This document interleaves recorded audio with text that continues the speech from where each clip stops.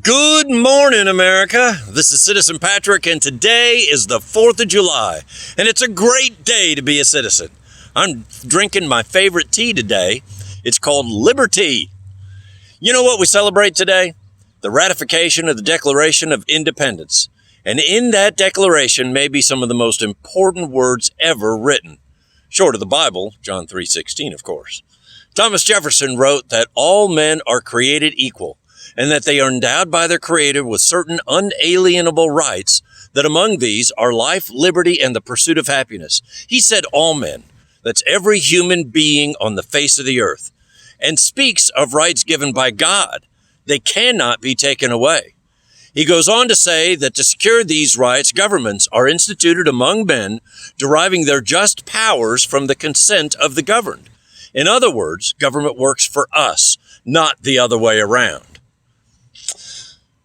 As government grows, the freedoms of the people will diminish.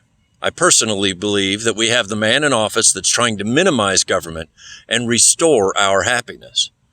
Today is the day to celebrate these truths. We as a nation have fought hard to retain these rights.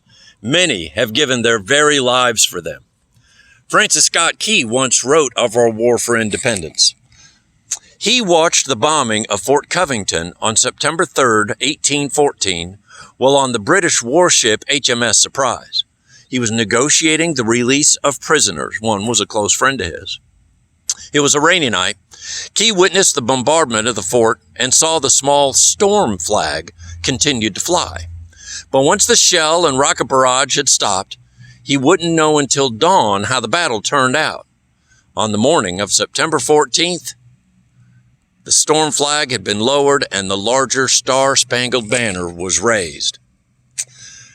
Oh, say can you see by the dawn's early light what so proudly we hailed at the twilight's last gleaming, whose bright stripes and bright stars through the perilous fight o'er the ramparts we watched were so gallantly streaming.